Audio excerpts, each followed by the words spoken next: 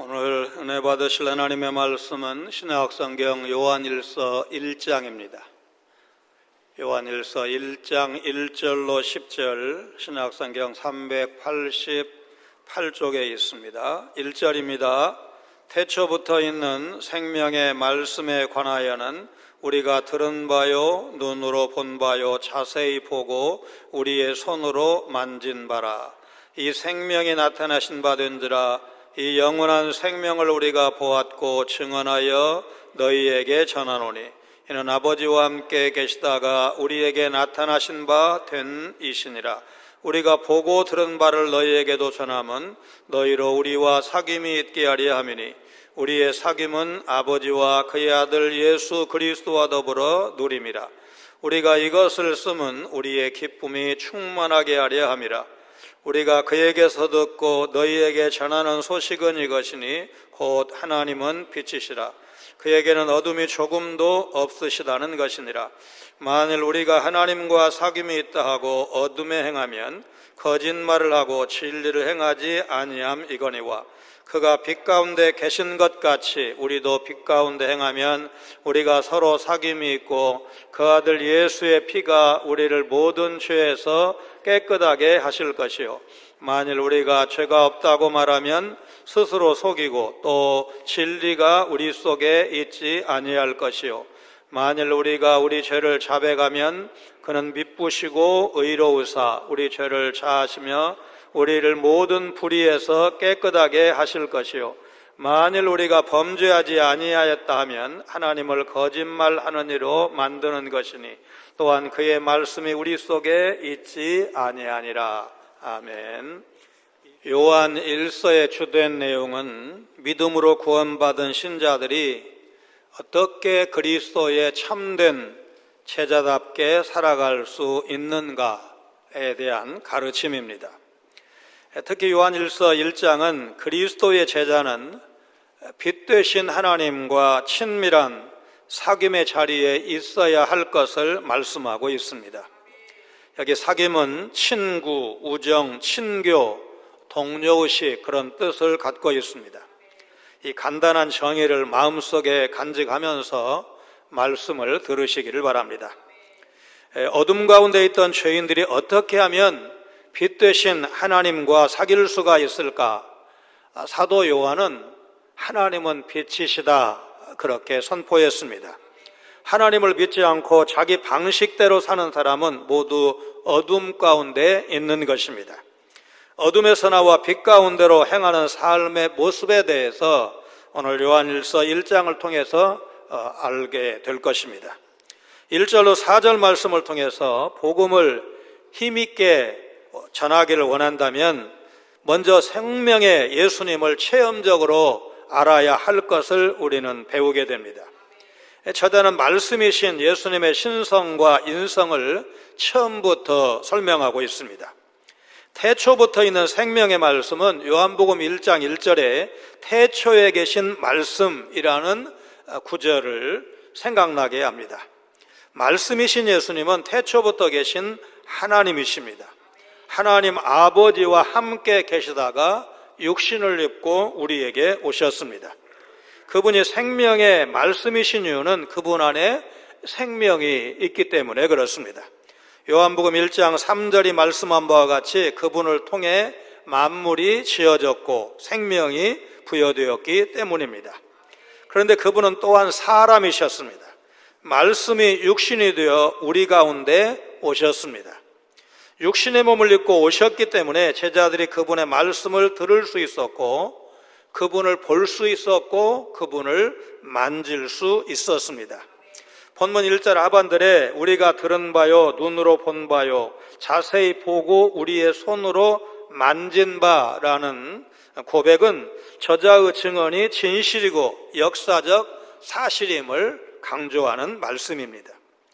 사도는 수신자와 성경 독자들에게 감각적 경험의 실제성을 보여주기 위해서 현재 완료형을 사용해서 생명의 말씀을 들었고 생명의 주를 본 사실을 강조하고 있습니다. 성경학자들은 이 요한일서를 주후 85년에서 96년 사이에, 그러니까 요한복음보다는 늦게, 그리고 요한계시록은 비슷하거나 조금 빨리 기록된 것으로 보고 있습니다. 요한이 제자가 되어서 예수님을 섬긴 지 60년쯤 지난 시점입니다. 60년이 지났으니까 젊은 시절에 가슴 떨리던 모든 순간을 다 잊었을까? 우리가 요한복음을 읽게 되면 그럴 수는 없을 것이다. 그런 놀라운 기적의 현장을 체험하고 세월이 지났다고 해서 그 예수님을 잊을 수가 있을까? 예를 들어서 아주 어렸을 때 길을 잃어서 당황스러웠던 일, 이제 어둠 가운데 혼자 있었던 일, 여러분 세월이 많이 지나도 기억 속에 남아 있습니다. 요한일서가 예수님의 성육신을 강조하는 것은 아마도 당시 교회가 직면한 이단적 사상 때문일 것입니다. 그 당시에는 예수님의 성육신과 신성을 부인하는 영지주의자들의 잘못된 가르침이 초대교회 안에 침투해 들어와 있었습니다. 요한일서 4장 2절 3절과 요한 2서 7절 말씀 차례로 읽습니다. 이로써 너희가 하나님의 영을 알지니 곧 예수 그리스도께서 육체로 오신 것을 시인하는 영마다 하나님께 속한 것이요 예수를 시인하지 아니하는 영마다 하나님께 속한 것이 아니니 이것이 곧 적그리스도의 영이니라. 오리라 한 말을 너희가 들었거니와 지금 벌써 세상에 있느니라. 미혹하는 자가 세상에 많이 나왔나니 이는 예수 그리스도께서 육체로 오심을 부인하는 자라. 이런 자가 미혹하는 자요 적그리스도니. 이런 이단적 사상에 대항하기 위해서 사도 요한은 예수님의 신성을 분명히 밝힌 것입니다. 예수님을 증언하는 첫 번째 목적을 3절에서 설명하고 있는데 바로 복음을 전하는 자, 복음을 듣고 믿는 자의 교제와 연합을 위해서라는 것입니다. 그것은 단지 사람과 사람 사이의 사귐 수준이 아니라 그리스도 안에서 그리스도와 함께하는 사귐입니다. 이 사귐의 출발은 말씀에 있습니다. 말씀에 대한 경외심, 헌신, 순종이 친밀감을 깊게 하고 강하게 만들어줍니다. 이를 위해 사도들은 예수 그리스도에게서 듣고 배운 말씀을 전하지 않을 수 없다고 사도행전에서 고백한 적이 있었습니다. 이 사귐은 단순한 즐거움이나 행복과는 거리가 있습니다. 그것은 생명을 보증하는 것이고 생명을 누리는 것입니다. 그리스도 안에 참된 생명과 평안이 있기 때문입니다. 요한복음 15장의 포도나무와 가지의 비유처럼 그리스도와 연합하고 그 안에 머물러 있으면 어떠한 영적인 공격과 유혹이라도 이길 수 있을 뿐만 아니라 풍성한 결실을 거둬서 하나님께 영광을 돌릴 수가 있습니다. 그 교제의 특징을 제시하고 있는데 그리스도인의 교제는 아버지와 아들과 함께하는 교제입니다. 삼각형 형태를 머리에 떠올리시면 좋을 것입니다. 아버지와 아들, 전하는 자, 듣는 자가 함께 교제하는 것입니다. 그리스도인은 믿음을 통해서 하나님 아버지와 교제하고 성자이신 예수님과 교제하는 것입니다. 고린도전서 1장 9절입니다. 너희를 불러 그의 아들 예수 그리스도 우리 주와 더불어 교제하게 하시는 하나님은 미쁘시도다. 성찬을 하면서 그리스도와 교제할 수 있습니다. 고린도전서 10장 16절 17절 같이 읽습니다. 우리가 축복하는 바 축복의 잔은 그리스도의 피에 참여함이 아니며 우리가 떼는 떡은 그리스도의 몸에 참여함이 아니냐. 떡이 하나요 많은 우리가 한 몸이니 이는 우리가 다 한 떡에 참여함이라. 예수 그리스도께서 십자가에서 죽으실 때 나 대신 살 찢기시고 나 대신 피 흘리셨음을 믿어야 의미 있는 성찬식이 될 수가 있는 것입니다. 그래서 불신자와는 멍에를 맬 수가 없다. 참다운 교제가 안 된다고 성경이 말씀하는 겁니다. 고린도후서 6장 14절로 16절 같이 읽습니다. 너희는 믿지 않는 자와 멍에를 함께 매지 말라. 의와 불법이 어찌 함께하며 빛과 어둠이 어찌 사귀며 그리스도와 벨리알이 어찌 조화되며 믿는 자와 믿지 않는 자가 어찌 상관하며 하나님의 성전과 우상이 어찌 일치가 되리요.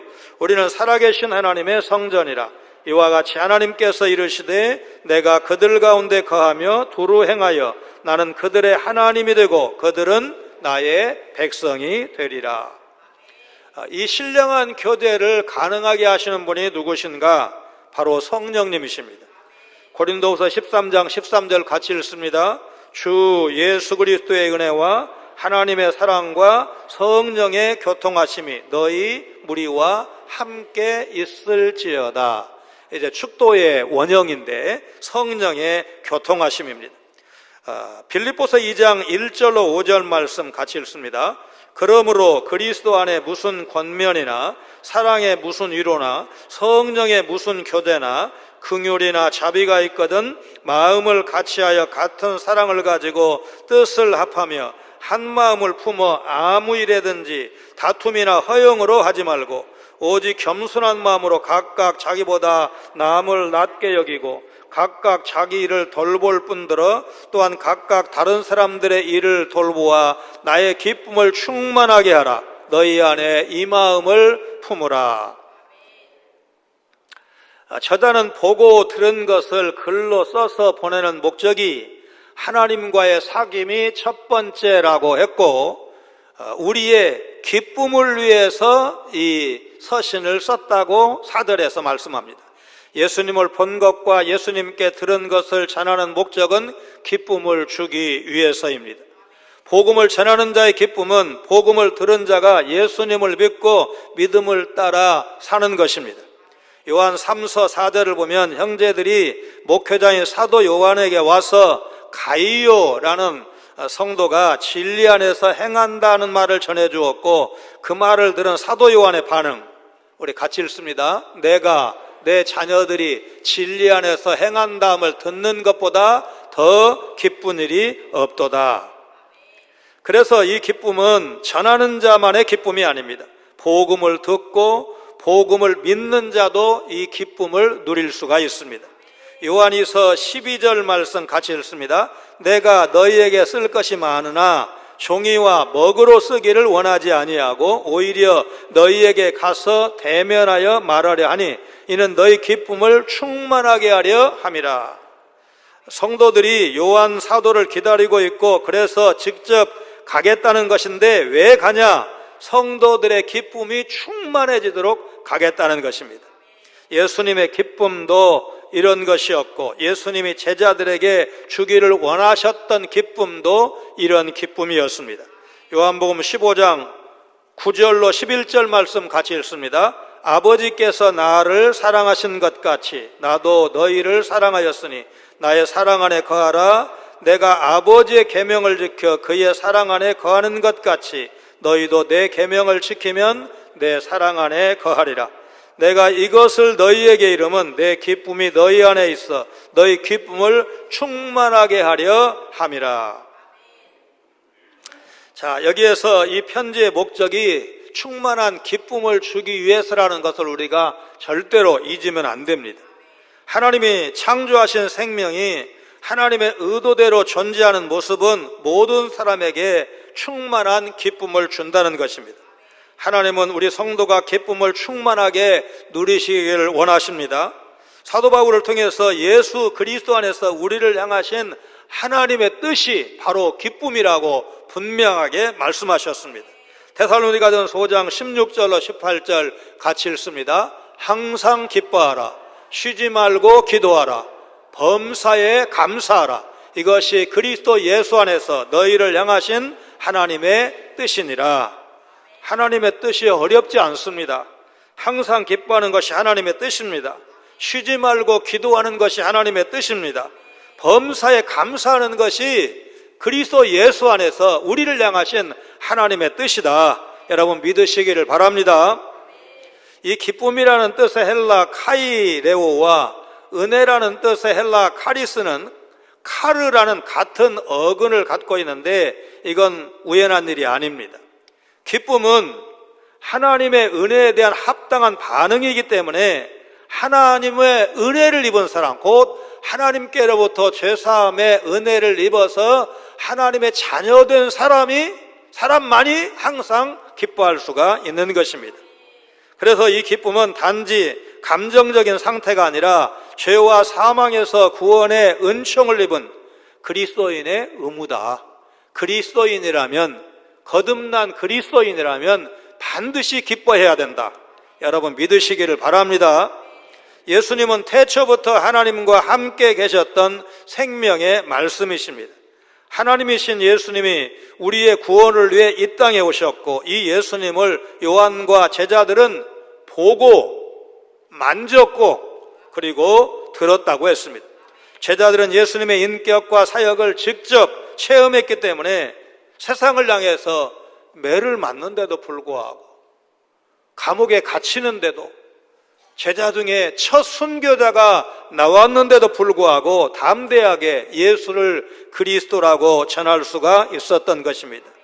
이들이 많은 사람이 하나님 아버지와 그 아들 예수님께로 와서 영생을 얻도록 온갖 고초를 겪으면서도 복음을 전했던 것입니다.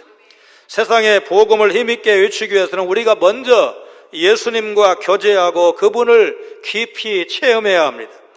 말씀을 깨닫고 그 말씀에 순종함으로 그분이 변함없이 지금도 우리 삶에 역사하시는 것을 경험해야 좋은 전도자가 될 수 있는 것입니다. 5절로 7절 말씀을 통해서 성도는 빛이신 하나님께 속한 자로서 죄악된 행실을 버려야 참된 사귐이 가능하다는 사실을 보게 됩니다. 저자를 비롯한 사도들이 예수님께 듣고 전하는 복음의 내용, 하나님은 빛이시라는 겁니다. 전도가 뭐냐? 하나님은 빛이라고 선포하는 것입니다. 하나님이 빛이라는 것은 그분께 어둠이 조금도 없다는 것입니다. 어둠은 영적인 무지, 죄악, 사망, 마귀와 사탄, 대략 4가지를 의미합니다. 하나님은 생명의 말씀을 통해 영생을 주기를 원하십니다. 계시의 빛을 통해서 생명을 주기를 원하십니다. 그러나 하나님의 계시에 대한 무지, 계시를 대항하는 죄, 생명과 반대되는 사망, 하나님을 이기려 하는 악의 세력이 바로 어둠입니다. 하나님과 그분의 계시는 이런 악의 세력, 어둠과는 반대되는 것입니다. 하나님과 교제하는 사람은 어둠에 행할 수가 없습니다. 하나님은 빛이시기 때문에 하나님과 교제하는 사람은 빛 가운데 행하는 것입니다. 어둠에 행한다는 것은 영적 무지 가운데 계속해서 죄를 짓는 것을 의미합니다. 하나님을 알지 못하고 진리도 알지 못하기 때문에 하나님을 대적하는 죄를 짓는 것입니다. 하나님을 모르면 자신에 대해서도 잘 모릅니다. 자신이 죄인이고 하나님의 은혜로만 구원과 영원한 생명을 얻을 수 있다는 것을 모릅니다. 그래서 어둠에 있는 자들은 자신이 죄가 없다고 주장하는 것입니다. 하나님과 교제한다면서 여전히 죄를 짓고 있는 것은 그가 어둠 가운데 있기 때문입니다. 그러나 빛 가운데 행하는 것은 하나님과 교제하는 것입니다. 하나님을 알고 빛이신 하나님의 인도를 받는 것, 이것이 바로 하나님과의 사귐, 하나님과의 교제인 것입니다. 빛 가운데 행하는 사람은 하나님의 빛 아래서 자신이 죄인임을 깨닫고 자기 죄를 하나님과 함께 고백하는 것이 가능한 것입니다. 하나님은 그런 자를 예수의 피로 정결케 해주셨습니다. 하나님은 빛이시고 하나님께는 어둠이 전혀 없으십니다. 빛과 어둠은 성경에서 자주 등장하는 상징인데, 빛은 하나님 자신이나 성경적 진리를 말하고 어둠은 죄악이나 거짓된 것을 의미합니다. 시편 119편 105절, 잠언 6장 23절, 요한복음 1장 4절 말씀을 같이 읽습니다. 주의 말씀은 내 발의 등이요 내 길의 빛이니이다. 대저 명령은 등불이요 법은 빛이요 훈계의 책망은 곧 생명의 길이라. 그 안에 생명이 있었으니 이 생명은 사람들의 빛이라. 하나님을 믿는 것은 어둠을 버리고 빛 가운데 사는 것입니다. 과거에 행했던 모든 죄를 예수 그리스도의 피로 씻음받아 하나님께 용서받는 것을 말합니다. 이렇게 죄를 용서받고 하나님의 말씀을 따라 살아가는 것이 빛 가운데 행하는 것입니다. 더 이상 죄악된 삶의 방식을 추구할 수 없습니다. 우리는 빛 대신 하나님께 속한 그분의 자녀이고, 오늘 본문은 이것을 하나님과의 사귐으로 표현하고 있는 것입니다.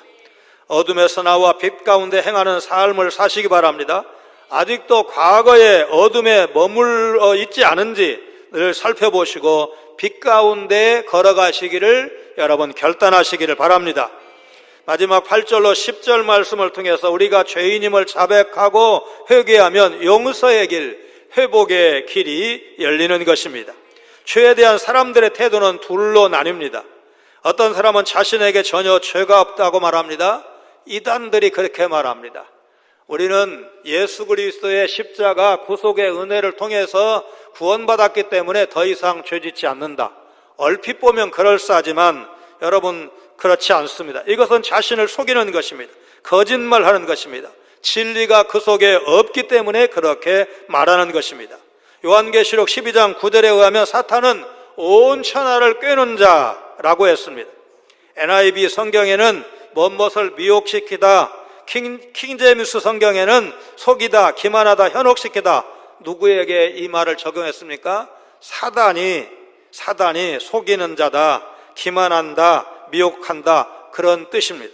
8절, 9절, 10절은 영지주의적 적대자들의 말을 사도 요한이 인용한 것입니다. 사도 요한은 이 말을 부정하기 위해서 끌어왔습니다. 적대자들은 이렇게 주장합니다. 우리는 하나님과 사귐이 있다. 우리는 죄가 없다. 우리는 죄를 짓지 않았다. 저자가 이렇게 강조합니다. 하나님과의 사귐은 구체적인 삶의 실천, 그리스도인들 서로의 사귐에서 입증되어야 한다. 무죄는 결코 인간의 존재적인 속성이 아닙니다. 그리스도인들은 영지주의자들이 주장하듯이 죄를 지을 수 없는 깨끗한 존재가 아니라 하나님의 빛 속에서 죄인임이 드러나서, 그래서 천부의 의지 없어서 손들고 옵니다. 회개하고 아버지께 돌아오기를 선택할 수밖에 없는 것이 바로 여러분, 우리가 하나님 앞에서 죄를 깨달았을 때 보일 반응입니다. 오직 그리스도인들은 그들의 죄를 자백함으로써, 솔직하게 아뢰므로써 예수의 피로 말미암아 이루어진 사죄의 근거에서 그들의 죄에서 벗어나지는 것입니다. 반대로 죄인임을 부정하는 자는 예수 그리스도 안에서 이루신 하나님의 속죄 행위를 부인하는 것이고, 그렇게 되면 하나님을 거짓말쟁이로 만드는 것입니다. 사탄은 속이는데 명수입니다. 요한일서 2장 26절에 너희를 미혹하는 자들에 관하여 내가 이것을 너희에게 썼노라. 요한일서 수신자들은 끊임없이 속이는 자들의 위협, 아마도 영지주의자들의 위협 아래 있었던 것입니다. 죄에 대한 사람들의 두 번째 태도는 자기 죄를 인정하고 고백하는 것입니다.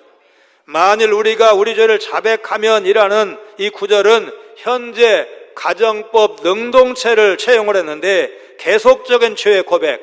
여러분, 이게 무슨 말입니까? 우리가 구원받았고 은혜를 받았어도 죄 지으면서 살고 있다는 사실을 부인할 수가 없지 않습니까? 그래서 회개를 계속할 수밖에 없는 것입니다. 여기 고백하다, 자백하다라는 말도 문자적으로 동일한 것을 말하다, 함께 말하다, 그런 뜻입니다. 고백은 원래 사실대로 숨김없이 말하는 것, 그래서 사랑의 고백, 또 범죄 사실을 고백하다, 이게 이제 고백인데, 오늘 본문에서의 고백은 하나님과 죄인이 한 가지 동일한 죄에 대해서 함께 대화하는 것을 말합니다. 죄인이 자신의 죄를, 하나님 이거 잘못한 거 맞죠?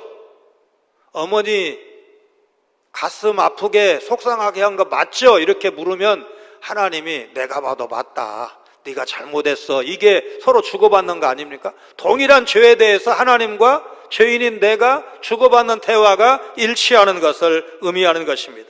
여러분, 이런 고백은 하나님과 인격적인 관계를 맺어야 가능할 것입니다. 그러면 누가 그렇게 공유할 수가 있고 고백한 죄를 누가 용서하십니까? 하나님이십니다. 하나님은 자기 아들의 피를 뿌려 인간의 죄를 대속하셨기에 성경은 그분을 미쁘시고 의로우신 분이라고 말씀하는 것입니다. 이사야서 53장 5절 같이 읽습니다.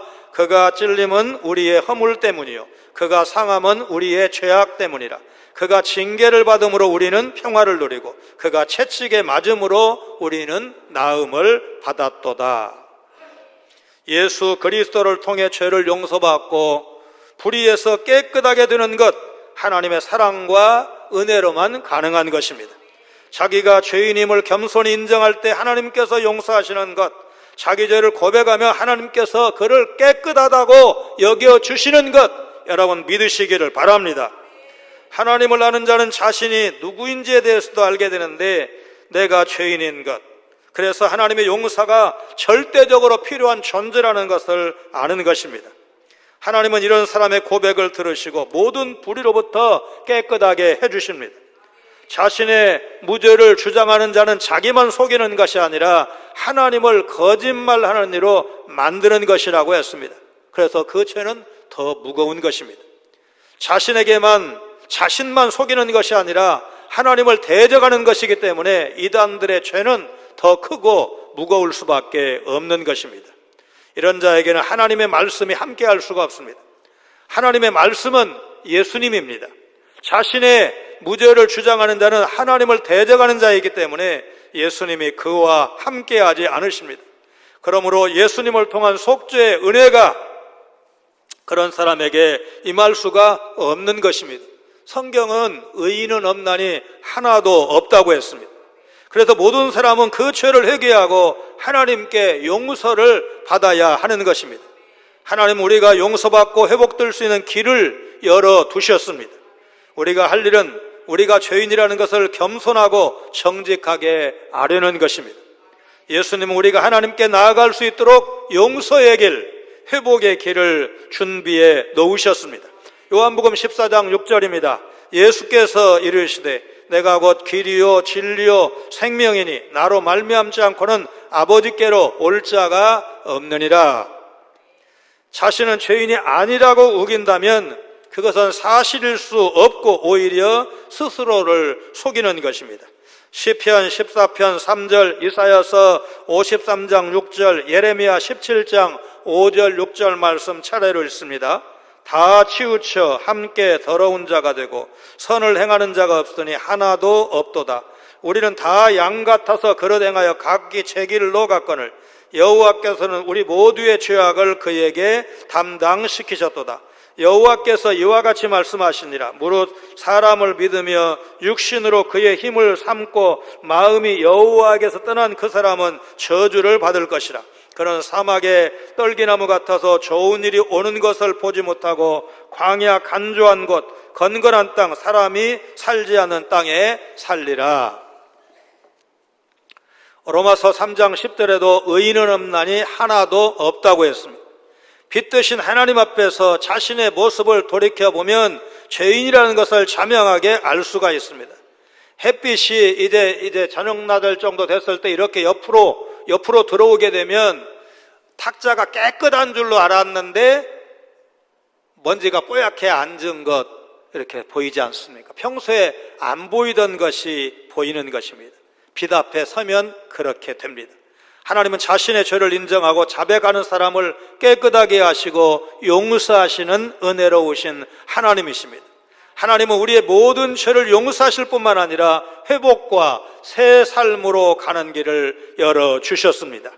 장로교 신학자 R.A. 토레이 목사의 손자로 한국 성공회대학교 학장을 지내다가 1965년에 강원도 태백에 들어가서 예수원을 설립해서 섬기셨던 고 대천덕 신부는 성경의 교회를 제대로 이해한다면 가르칠 교를 쓰는 교회가 아니라 사귈 교를 쓰는 교회가 되어야 한다. 그러니까 성도의 교제가 약하다, 성도의 교제가 강화되어야 한다 강조한 적이 있습니다. 교회는 하나님의 말씀을 가르치고 배우는 것이 맞습니다. 그런데 사귐이 없다면 좋은 교회는 아닌 것입니다. 교회는 빛 대신 하나님과의 사귐이 있어야 하고 빛 가운데 살아가는 성도들의 사귐도 있어야 합니다. 죄를 사함받은 성도들의 사귐이 교회 아래 지금보다 더 활성화되어야 합니다. 나아가 죄인들이 빛이신 하나님과 사귀기 위해서는 자기 힘으로 하나님 앞에 설 수 없음을 겸손히 인정해야 합니다.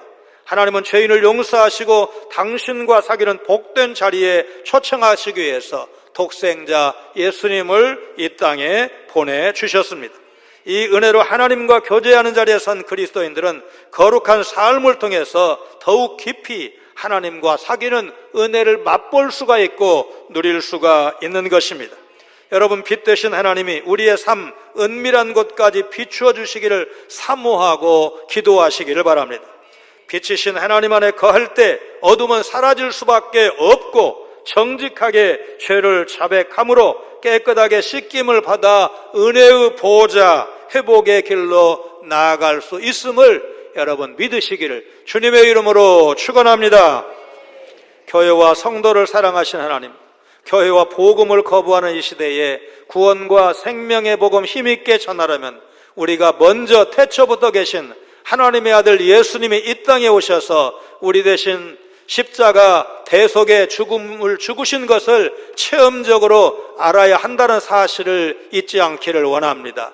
성도는 빛이신 하나님께 속한 자로서 죄악된 행실을 버려야 하나님과의 참된 사귐이 가능한 사실을 기억하며 날마다 말씀에 의지해서 주님 앞에 엎드리는 겸손한 마음을 허락하여 주옵소서. 우리가 죄인임을 자백하고 회개하면 용서와 회복의 길을 주께서 이미 예비해 주신 사실을 기억하며 날마다 말씀 의지하여 내 속에 숨겨진 은밀한 죄를 아뢰고 하나님 앞에 나아가 사죄의 은총 얻기를 힘쓰는 거룩한 믿음의 사람들 다 되게 하여 주옵소서. 신자는 예수 그리스도 복음의 능력으로 하나님과 교제할 수 있음과 오직 예수 그리스도의 피로 말미암아 거룩하게 살아갈 수 있음을 믿고 날마다 주님 앞에 나아가는 성도들 되게 하여 주옵소서. 끝까지 변함없이 신실하게 충성하는 종에게 생명의 면류관, 의의 면류관, 영광의 면류관 주실 것을 약속하신 예수님 거룩하신 이름으로 간절히 기도하옵나이다. 아멘.